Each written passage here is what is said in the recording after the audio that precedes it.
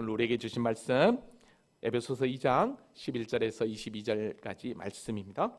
자, 우리 한 목소리로 함께 합독하도록 할까요? 시작. 그러므로 생각하라. 너희는 그때에 육체로는 이방인이요 손으로 육체에 행한 할례를 받은 무리라. 칭하는 자들로부터 할례를 받지 않는 무리라 칭함을 받는 자들이라. 그때에 너희는 그리스도 밖에 있었고 이스라엘 나라 밖에 사람이라. 약속의 언약들에 대하여는 외인이요 세상에서 소망이 없고 하나님도 없는 자이다. 이제는 전에 멀리 있던 너희가 그리스도 예수 안에서 그리스도의 피로 가까워졌느니라.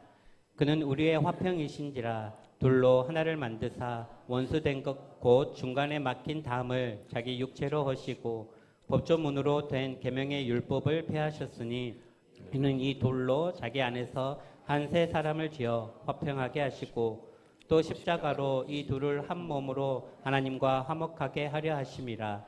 원수된 것을 십자가로 소멸하시고 또 오셔서 먼 데 있는 너희에게 평안을 전하시고 가까운 데 있는 자들에게 평안을 전하셨으니 이는 그로 말미암아 우리 둘이 한 성령 안에서 아버지께 나아감을 얻게 하려 하심이라. 그러므로 이제부터 너희는 외인도 아니요 나그네도 아니요 오직 성도들과 동일한 시민이요 하나님의 권속이라. 너희는 사도들과 선지자들의 터 위에 세우심을 입은 자라. 그리스도 예수께서 친히 모퉁이 떼리 되셨느니라. 그의 안에서 건물마다 서로 연결하여 주 안에서 성전이 되어가고 너희도 성령 안에서 하나님이 거하실 처소가 되기 위하여 그리스도 예수 안에서 함께 지어져 가니니라. 아멘. 하나님 살아계십니다. 살아계신 하나님은 새롭게 시작하는 2026년 한 해도 요와 이래로 우리를 축복하시는 하나님이신 줄로 믿습니다. 방금 영상에서 보셨던 것처럼 하나님의 교회는 한 사람 한 사람 모두가 함께 연합할 때 한 몸 공동체를 이루는 교회라는 사실을 여러분 기억하셨으면 고맙겠습니다. 새해가 되면 우리 모두는 새로운 각오와 결단을 하게 됩니다. 그래서인지 국가로만 보더라도 정부 시책들이 여러 가지 변하는 것을 보게 됩니다. 이렇게 변화를 꾀하는 것은 좀 더 새롭게 새로운 마음으로 새롭게 국가가 출발하려고 하는 의지가 있는 것이죠. 특별히 올해는 여러 가지 일들 가운데 6월 지방선거가 있는 걸 보게 됩니다. 다시 한 번 더 우리 지역을 위해서 일할 일꾼들이 뽑히게 되죠. 교회적으로 보면 70주년을 교회 설립 70주년을 맞이하게 되고요. 또 새봄에는 사택이 또 완공이 되게 됩니다. 아무튼 새로운 새해가 되면 우리 모두는 다 마음가짐을 하죠. 새롭게 뭔가를 출발하리라. 작년보다는 올해 더 나은 삶을 살아가리라. 우리의 믿음도 마찬가지라고 생각을 합니다. 저와 여러분이 예수 그리스도를 믿기 전과 전후는 전혀 다른 삶을 살고 있죠. 그래서 올해보다는 작년보다는 올해 또 올해보다는 내년에 더 나은 믿음의 삶을 살기를 우리가 결단을 하게 됩니다. 그런 의미에서 올해 표어를 제가 예수 안에서 함께 지어져가는 교회라는 표어를 한번 정해봤습니다.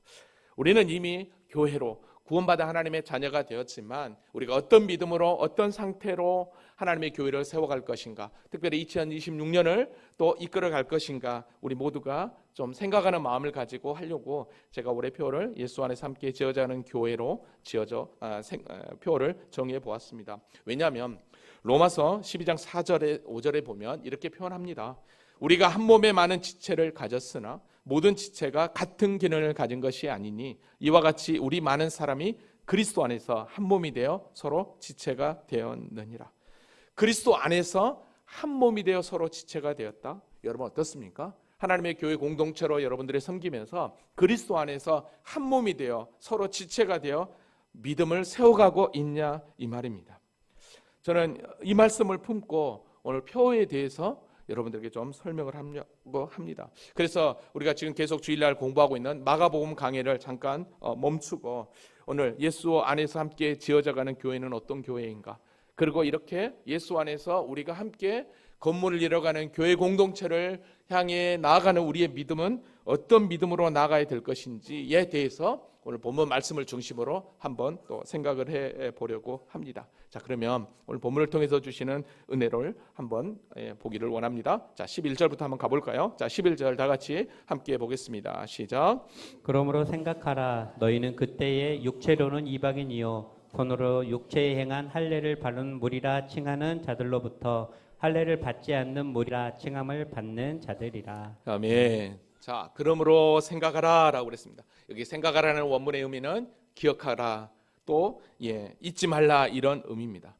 왜 오늘 사도 바울은, 성경은 오늘 우리에게 예수 안에서 함께 지어져가는 교회가 되기 위하여 우리에게 뭘 생각하고 뭘 기억하라고 하는지 오늘 본문은 분명하게 이야기하죠.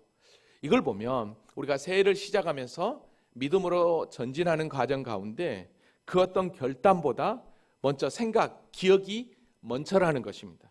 자, 이게 무슨 얘기냐면,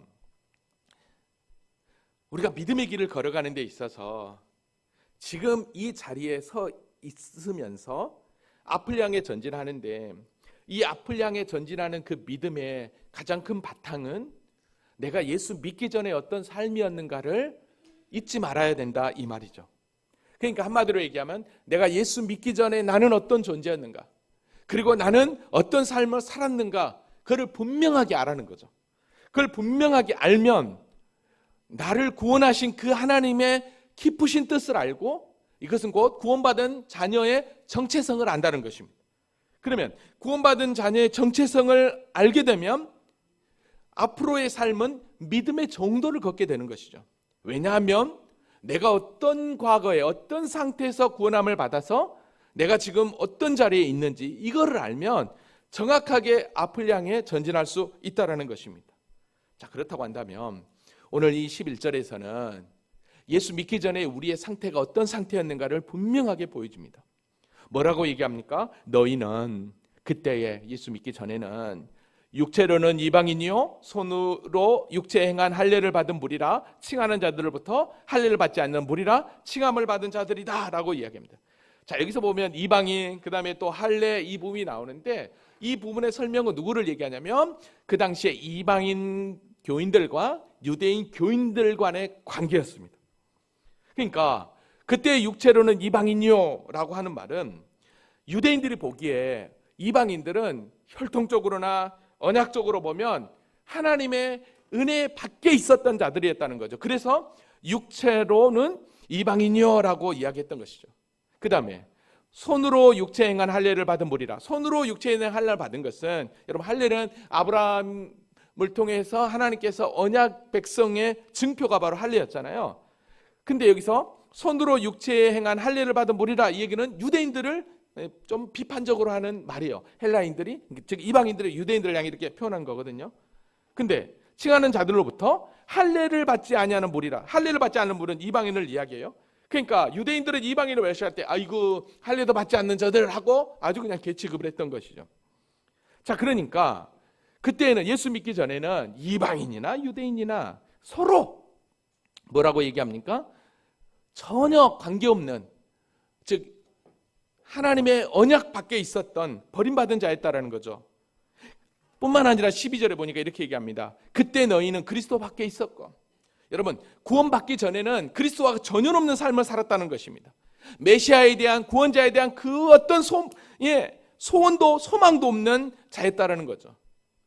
또 여기서 뭐라고 얘기합니까? 이스라엘 나라 밖의 사람이라. 여러분, 이스라엘은 언약 백성이라는 거죠. 그러니까 언약 백성 밖에 있었다는 것입니다. 오늘 이 부분은 창세기 제가 오후에 설명할 때 좀 더 자세하게 설명하도록 하겠습니다.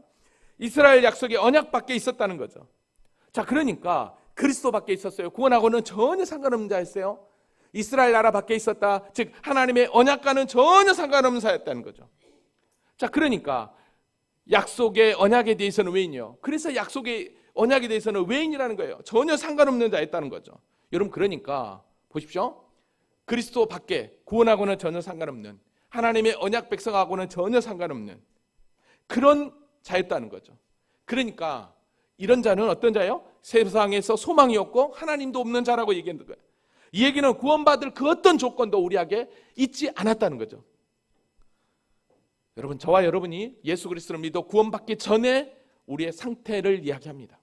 여러분, 인정하신가요?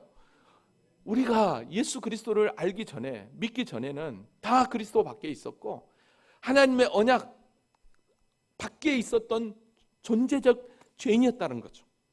근데 우리가 어떻게 지금 이 자리에서 예배하며 하나님의 구원의 은혜를 누릴 수 있냐는 거죠. 이거에 대해서 사도 바울은 이렇게 고린도전서 15장 10절에 이렇게 이야기합니다. 그러나 내가 나 된 것은 나의 어떠함이 아니라 뭐라고요? 하나님의 은혜로 된 것이니 내게 주신 그의 은혜가 헛되지 아니하여 내가 모든 사도보다 더 많이 수고하였으나 내가 한 것이 아니요 오직 나와 함께 하신 하나님의 뭐였다? 은혜였다라고 이야기합니다. 그러니까 그때 너희는 그리스도밖에 있었다. 그때 너희는 이런 존재였다. 이 얘기를 뭐라고요? 생각하라. 이 얘기는 뭐냐면 너희가 어떤 존재였던가를 절대 잊지 말라 이 말입니다. 여러분 이거에 대해서 에베소서 앞부분에서는 똑같은 2장이지만 2장 1절부터는 좀 더 우리에게 이 언약 밖에 있는 구원하고 전혀 상관없는 우리의 인생을 직설적으로 아주 표현하고 있습니다. 2장 1절로 한번 가볼까요? 그는 허물과 죄로 죽었던 너희를 살리셨도다라고요. 무슨 얘기입니까? 언약 밖에 그리스도 밖에 구원 밖에 있는 저와 여러분을 향해 허물과 죄로 죽었다라고 이야기합니다. 살아있는 것 같지만 죽어 송장 냄새를 풍기는 자였다라는 것입니다. 그러니까 이미 죽은 자는 아무 할 게 없죠. 여러분 죽은 송장 보셨죠? 불러도 대답이 없고 만져도 아무것도 할 수 없는 그게 송장이에요. 그렇게 죽어있는 자가 어떻게 하나님을 찾고 하나님을 예배할 수 있겠냐는 거예요. 없어요. 단지 그 송장은 냄새날 뿐이에요. 사람들을 역겹게 할 뿐이에요. 우리가 그런 존재였다라는 거죠. 그때에 하나님의 은혜가 임하기 전까지는. 그래서 우리 주님도 에베소서 5장 8절 상반절에 너희가 전에는 어둠이더니 라는 표현을 했어요. 그러니까 결국 아무것도 반응할 수 없는 존재였다라는 거죠. 그런데 여러분 보십시오. 우리가 이렇게 허물과 죄로 죽었고 어둠에 거하였고 하나님을 찾지도 못한 상태에 있을 때 그러면 우리를 누가 붙잡았겠냐는 거예요. 우리를 누가 이끌었겠냐는 거예요. 여러분 에베소 2장 2절입니다. 그때 너희는 그 가운데 행하여 이 세상 풍조를 따르고 공중 권세 잡은 자를 따랐으니 곧 지금 불순종의 아들들 가운데 역사하는 영이라. 누구요? 공중 권세 잡은 자를 따랐다는 거예요. 그 얘기는 무슨 얘기예요? 우리를 구원에 이르기 전까지는 사단이 붙잡고 있었다는 것입니다. 그러니까 여러분 보십시오. 우리가 죄를 안 지으려고 해도 어쩔 수 없이 죄를 지을 수밖에 없는 존재적 죄인이었다는 것을 여기서 이야기를 합니다. 왜? 공중 권세 잡은 자를 따랐고 지금 불순종의 아들들 가운데 역사하는 영이니까 불순종 가운데 역사하는 영이 우리 가운데 있으니 우리도 동일하게 불순종하게 되는 것이죠. 그러니까 존재적 죄인으로 남을 수밖에 없다는 것입니다. 여러분 그러니까 인간은요 죄를 짓느냐 마느냐의 선택권을 가진 존재가 아니라 이미 죄가 주인데요 죄의 종이 되어버린 존재였다라는 거죠. 저와 여러분이. 그래서 예수님도 요한복음 8장 34절에 죄를 범하는 자마다 죄의 종이다라고 그렇게 얘기했던 것을 보게 됩니다. 인간은 죄의 종이 되었어요. 근데 마치 자기는 죄가 없는 것처럼 살아가요. 근데 아니에요. 오늘 저와 여러분이 예수 믿기 전에는 바로 이런 상태였어요. 여러분 그러니까 죄의 종이 되었으니까 어떻게 하겠습니까? 제가 원하는 대로 살죠. 제가 원하는 대로 산다면 결국은 내가 원하는 대로 사는 거예요. 그래서 에베소서 2장 3절에 이렇게 얘기합니다. 전에 우리도 다 그 가운데 우리 육체의 욕심을 따라 지내며 육체와 마음이 원하는 것을 하여 다 내가 원하는 대로 사는 거예요. 하나님의 영광보다는 내 영광을 위해서 쫓아갔다라는 거죠. 자기 중심적으로 살아갔다라는 거예요. 한마디로 얘기하면 이기적인 존재였다라는 거예요. 여러분 한번 생각해 보세요. 내가 예수 믿기 전에 나의 모습이 어떤 존재였는지. 얼마나 이기적인 존재였습니까? 얼마나 나밖에 모르는 존재였습니까? 하나님의 영광보다는 내 영광을 얻기 위하여 전진하는 존재가 아니었냐 이 말이에요. 그래서 결국 우리 모두를 뭐라고 얘기합니까? 다른 이들과 같이 본질상 진노의 자녀였다라고 얘기합니다. 여러분 진노의 자녀 결국은 심판받게 기다리지 않는 심판받을 수밖에 없는 존재였다라는 것입니다. 여러분 이런 존재였어요. 근데 오늘 12절에 이걸 한마디로 이렇게 이야기하고 있죠. 그때 너희는 그리스도 밖에 있었고 첫 번째 그리스도의 밖에 있었다. 전혀 구원하고는 상관없는 사람이었다. 두 번째 이스라엘 나라 밖의 사람이라. 이스라엘 나라 밖의 사람이다. 전혀 언약에 근거한 선택받지도 못한 족속이다. 약속의 언약들에 대해서는 외인이다. 전혀 언약하고는 상관없는 그런 존재였다. 그 다음에 세상에서는 네 번째 소망이 없고 하나님도 없는 자였다라는 거예요. 여러분, 이렇게 우리의 존재가 이런 거였다라는 거죠. 이것을 깊이 생각하고 있으라는 거예요. 이거를 알고 있어야 내가 이런 존재였구나, 그래서 이런 존재를 하나님이 사용하고 계시는구나 알면 상황은 바뀌는 거예요. 여러분, 그래서 인간은 그 어떻게 해서라도 여러분 구원에 이를 수 없습니다. 그래서 로마서 3장 10절에 이렇게 얘기합니다. 기록된 바 의인은 없나니 하나도 없으며 깨닫는 자도 없고 하나님을 찾는 자도 없고 다 치우쳐 함께 무익하게 되고 선을 행하는 자는 없나니 하나도 없다라고 그랬습니다. 이게 인간의 본래의 모습입니다. 저와 여러분의 본래의 모습입니다. 이 본래의 모습인 이 문제, 이거 왜 이런 존재가 된 거죠? 본질적인 건 죄죠. 그래서 이 죄의 문제가 해결하지 않는 이상은 이 모든 것도 이룰 수 없습니다. 여러분, 그러니까 하나님의 구원이라고 하는 것은 잘 보세요. 어떤 개선의 문제가 아니라 완전한 새 창조만이 이 죄의 문제를 해결할 수 있어요. 인간이 아무리 변화되고 개가 선선한다? 근다고 해서 죄의 문제가 해결된 게 아니에요. 이건 완전히 다시 재창조 태어나야 돼요. 완전히 바뀌어야 돼요. 변화가 아니라 본질이 바뀌어야 된단 말이죠. 그것만이 참된 구원, 내 이룰 수 있다라고 이야기할 수 있는 거예요. 여러분, 인간으로는 이런 변화는 될 수 있지만 새 창조는 일어날 수 없어요. 여전히 죄가 자리 잡고 있기 때문에. 근데 여러분, 그래서 인간이 할 수 없으니까 하나님이 찾아오신 것입니다. 하나님이 찾아오셨다, 이걸 뭐래요? 은혜라고 이야기하는 것입니다. 허물과 죄로 죽었던 우리, 모두 다 그리스도 밖에 있었던 우리, 그 어떤 소망도 없던 우리, 하나님도 없던 우리에게 하나님이 찾아오셨다라는 것입니다. 하나님이 찾아오셔서 우리를 어떻게 해주셨느냐? 오늘 본문 에베소서 2장 4절 5절에 보면 궁일이 풍성하신 하나님이 그랬어요. 은혜가 풍성하신 하나님이라고 그랬어요. 우리를 사랑하신 그 큰 사랑을 인하여, 우리를 사랑하신 큰 사랑을 인하여 허물로 죽은 우리를 그리스도와 함께 살리셨고, 아멘. 그래서 오늘 저와 여러분의 구원은 은혜로 받았다라고 이야기하는 것입니다. 여러분, 그러니까 은혜로 받았다, 여기 보세요. 허물로 죄로 죽은 우리를 그리스도와 함께 살렸다고 했어요. 여기서 허물과 죄로 죽었던 우리를 그리스도가 살렸다고 하니까 이거는 뭐예요? 다시 재창조했다는 거예요. 완전한 변화된 모습으로 바뀌어진 게 아니라 이미 죽었던 자가 다시 태어나는 거예요. 새 창조가 일어난 거예요. 이걸 곧 구원이라고 이야기하는 것입니다. 그래서 고린도후서 5장 17절에 이렇게 얘기합니다. 다 같이 한번 읽어볼까요? 시작. 그런즉 누구든지 그리스도 안에 있으면 새로운 피조물이라 이전 것은 지나갔으니 보라 새 것이 되었도다. 아멘. 그러니까 구원이라는 것은 나의 그 어떠함이 아닌 전적인 하나님의 은혜로 우리를 완전히 새롭게 태어나게 만든 재창조가 곧 구원이라는 것입니다. 아멘입니까? 그래서 우리의 구원에 대해서 우리의 그 어떠한 자랑도 할 수 없어요. 왜냐하면 하나님의 은혜이기 때문에. 그래서 에베소서 2장 8절 9절에 보면 너희는 그 은혜에 의하여 믿음으로 말미암아 구원을 받았으니 이것은 너희에게 난 것이 아니요 하나님의 선물이라. 행위에서 난 것이 아니니 이는 누구든지 자랑하지 못함이니라 라고 이야기합니다. 아멘이에요. 이런 존재, 이런 은혜를 여러분 어떻게 은혜로 우리에게 이렇게 구원을 베풀었느냐, 재창조를 통해 새 창조가 우리에게 일어났느냐. 오늘 보면 13절 와보세요. 그 해답이 있어요. 13절 볼게요. 이제는, 지금은, 현재는 전에 멀리 있던 너희가, 전에 멀리 있던, 그렇게 언약 밖에 있었던, 그리스도 밖에 있었던, 소망이 없었던, 하나님도 없었던 그런 언약 밖에 있었던 너희를 어떻게 해요? 그리스도 예수 안에서 그리스도의 피로 가까워졌느니라. 예수 그리스도의 십자가, 그 십자가의 보혈로 우리를 어떻게 해요? 가까이 했다라는 거예요. 우리를 완전히 새롭게 만들어 버렸다는 거예요. 14절입니다. 그는 우리의 합형이신지라 둘로 하나를 만드사 원수된 것 곧 중간에 막힌 담을 자기 육체로 오셨다는 거예요. 여러분, 자기 육체는 곧 십자가죠.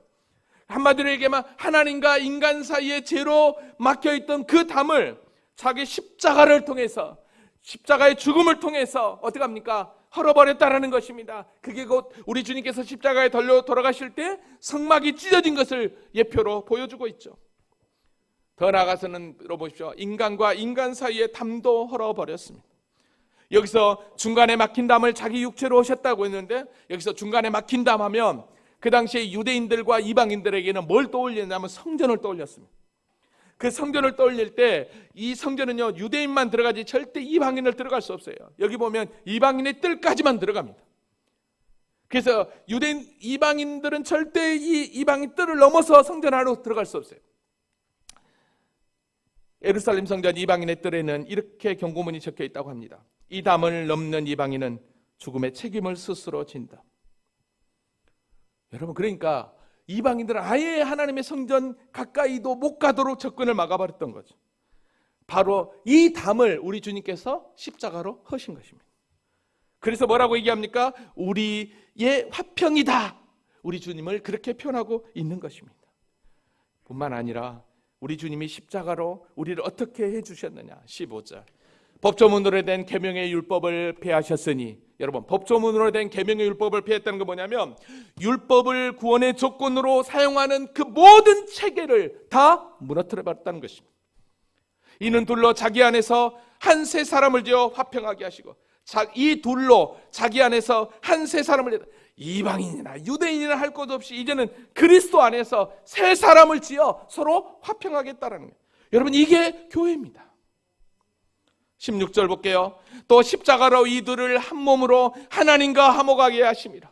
원수된 것을 십자가로 소멸하시고 하나님과 인간의 끊어져 버린 그 문제를 어떻게 합니까? 화목하겠다라는 거예요. 결국은 뭐예요? 수평적인 관계, 수직적인 관계죠. 이웃과의 관계, 수평적인 관계. 17절입니다. 또 오셔서 먼 데 있는 너희에게 평안을 전하시고 가까운 데 있는 자에게 평안을 전하셨으니, 여기서 먼 데 있는 자는 이방인을 상징해요. 가까운 데 있는 자는 유대인을 상징해요. 그러니까 우리 주님은 이방인이나 유대인이나 상관없이 그렇게 당신의 평안을 통해서 하나의 공동체를 이루도록 새 피조물로 만들었다라는 거예요. 그래서 18절에 이렇게 얘기합니다. 이는 그로 말미암아 우리 둘이 한 성령 안에서 아버지께 나음을 얻게 하려 함이라. 이제는 더 이상 이방인과 유대인이나 상관없이 한 성령 안에서 함께 하나님의 교회를 아름답게 지어가도록 이렇게 부르심을 받았다는 것입니다. 여러분, 여기서 보면 이 17절과 18절 말씀만 봐도 삼위 하나님이 우리를 구원하기 위해서 얼마나 노력하셨는가를 보게 돼요. 너희에게 평안을 전하시고 가까운 데에게 평안을 전하시고, 이거는 우리 주님이 하시는 일이죠. 그로 말미암아 우리들이 한 성령 안에서 성령 하나님께서 행하는 일을 아버지께 나음을 얻게 하였다. 아버지께서 완전히 우리를 구속하기 위하여 행하신, 그러니까 어떡합니까? 성부 하나님은 우리의 구원을 계획하시고 성자 예수님은 구원을 실행하시고 성령 하나님은 구원을 믿게 하셔서 저와 여러분을 지금 이 자리에 있게 했다라는 거예요. 이게 얼마나 큰 은혜입니까? 그래서 저와 여러분이 어떤 존재가 되는지 아십니까? 여러분, 19절입니다. 다 같이요. 시작. 그러므로 이제부터 너희는 외인도 아니요 나그네도 아니요 오직 성도들과 동일한 시민이요 하나님의 권속이라. 아멘. 그러므로 이제부터는 뭐야? 바뀌었다는 거예요. 어떻게 바뀌었어요? 외인도 아니라는 거예요. 이제는 어떻게 합니까? 외인이 아니라 나그네가 아니라 하나님 나라의 시민이요 하나님의 권속이라는 거예요. 이게 얼마나 큰 축복입니까? 여러분, 여기서 외인도 아니라고 했을 때는 앞에서 얘기했던 너희는 그리스도 밖에 있었다고 그랬잖아요. 근데 그리스도 밖에 있는 게 아니라 이제는 어떻게 합니까? 그리스도 안에 있는 자가 되었다라는 거예요. 나그네도 아니요. 나그네는 임시 거주하는 존재잖아요. 근데 임시 거주하는 존재가 아니라 이제는 영원한 구원을 얻는 영원한 천국을 소유한 하나님의 자녀가 되었다라는 거예요. 오직 성도들과 동일한 시민이요 하나님의 권속이다. 여기서 하나님의 권속은 하늘 가족이 되었다라는 거예요. 여러분, 오늘 저와 여러분의 존재가 이런 존재인 줄로 믿습니다. 하나님의 가족, 하늘 공동체, 이게 바로 교회를 통해서 나타나게 되는 거예요. 그러니까 교회는 건물이 아니라 하늘 가족이 모인 사랑의 공동체인 거예요. 하나님의 교회가 이런 교회가 되기를 원합니다. 우리 성도들 한 사람 한 사람이 모여서 하나님 가족을 이루는 거예요. 여러분, 하나님 가족을 이루는 이 교회는 어떻게 세워진 것이냐? 그게 바로 20절입니다. 20절. 다 같이요. 시작. 너희는 사도들과 선지자들의 터 위에 세무심을 입은 자라. 그리스도 예수께서 친히 모퉁이 돌이 되셨느니라. 아멘. 여기서 잘 보세요. 너희는 사도들과 선지자들의 터위라고 했어요. 사도들은 예수님의 사도들이 전한 복음을 이야기해요. 그러면 선지자들은요? 선지자들도 복음을 증거하는 말씀의 계시를 의미하게 되죠. 그러니까 사도들이 전한 복음이나 선지자들이 전한 계시의 말씀이나 이 모든 것들은 하나같이 다 구원에 대한, 예수 그리스도의 십자가에 대한, 구속에 대한, 우리를 구원하게 대한 말씀이잖아요. 그러니까 즉 말씀 위에 새 의무를 입은 자라는 거예요. 여러분, 그러니까 말씀 위에 새 의무 입은 자인데 그 말씀 위에 새 힘을 입은 자지만 여기서 가장 중요한 거, 그리스도 예수께서 친히 뭐가 되었다? 모퉁이 돌이 되었다는 거예요. 주춧돌이 되었다라는 거예요. 여러분, 그러니까 하나님의 교회는 절대로 흔들릴 수 없는 거예요. 하나님의 교회는 그래서 말씀에 든든히 서야 될 수밖에 없는 것입니다. 여러분, 그래서 잘 보세요. 사도들과 선지자들 터 위에 세우심을 입은 자라 그랬어요. 세우심을 입었다라는 것은 수동태예요. 주체가 누구예요? 하나님이에요. 내가 한 게 아니에요. 그래서 교회는 인간의 조직이 아니라 하나님이 친히 당신이 계시하신 그 말씀의 터 위에 세워진 하늘 가족 사랑의 공동체라는 것입니다. 아멘입니까? 여러분, 사랑의 공동체다? 그러면 사랑의 공동체를 뭐라고 표현하고 있습니까? 21절. 그 안에서 건물마다 서로 연결하여 주 안에서 성전이 돼. 서로 연결되었다라는 것입니다. 유기적인 연합체라는 거예요. 여러분, 그래서 교회는 하나의 유기체예요. 살아있는 거예요. 너 나가 따로가 아니라 우리예요. 우리. 아멘입니까? 그래서 하나님의 교회는 너의 교회, 내 교회가 아니라 우리 교회인 줄로 믿습니다.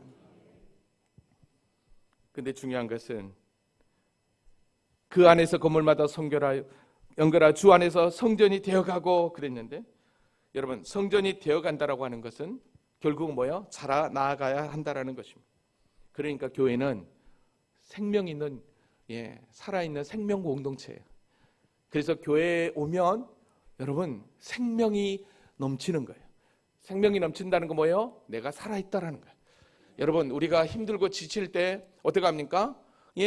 비타민을 먹는다든지 또 병원에 가서 몸이 엄청 다운됐을 때 능거를 맞는다든지, 그럼 어떻게 합니까? 몸을 활력 있게 만들고 힘을 얻게 되잖아요. 여러분, 교회가 그런 존재입니다.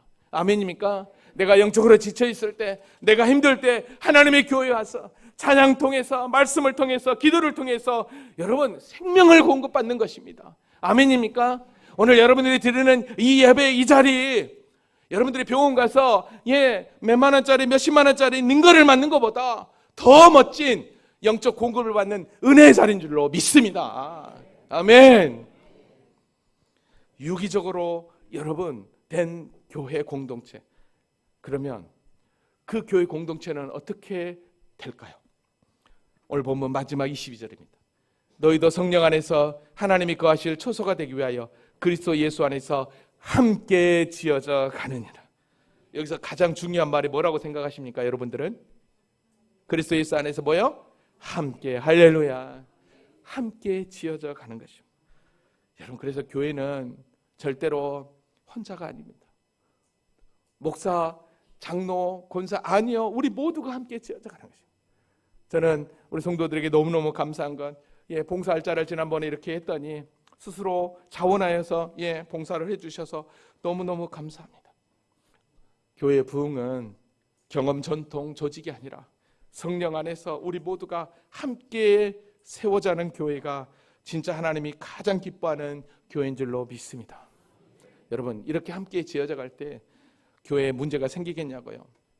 서로 사랑하며 서로 격려하며 서로 위로하는데 어떻게 그 교회가 문제가 생기겠냐고요? 저는 우리 교회가 하나님 안에서 거하실 초소가 되기 위하여 아름답게 귀하게 2026년 한 해 전진하기를 원합니다. 그래서 제가 22절 이 말씀을 가지고 좀 실천 목표를 좀 정해 보았습니다. 너희도 성령 안에서 하나님이 거하실 초소가 되기 위하여 예수 안에서, 그리스도 예수 안에서 함께 지어져 가느니라. 자, 이거를 제가 좀 4가지로 좀 풀어봤어요. 너희도 성령 안에서. 얘기는 무슨 얘기일까요? 너희도 성령이 아니라는 것은 하나님과의 관계를 바로 세우자는 거죠. 여러분, 하나님과의 관계를 바로 세우는 건 다른 게 아닙니다. 오늘 저와 여러분이 하나님 앞에 온전한 주일 성소, 온전한 11조 생활입니다. 이게 바로 하나님 앞에 관계를 바로 세우는 것이에요. 왜요? 내가 주님을 인정합니다. 내 삶에 내 물질의 주인이심을 인정합니다. 그게 바로 뭐예요? 온전한 주일 성수와 11조 생활이에요. 그리고 하나님이 거하실 초소가 되기 위하여라고 그랬는데, 여러분, 하나님이 거하실 초소, 하나님이 거하는 초소는 뭐가 풍성해야 되겠습니까? 말씀이 풍성해야 되겠죠. 그리고 말씀과 함께 감사가 풍성해야 되겠죠. 그래서 여러분, 말씀 묵상, 그 다음에 이제 우리가 리딩 지어서 그리스도 임상기일기 2월달부터 하게 되는데, 그 다음에 감사일기, 이게 필수가 되는 거죠. 그 다음에 또 어떻게 합니까? 그리스도 안에서 함께라고 그랬어요.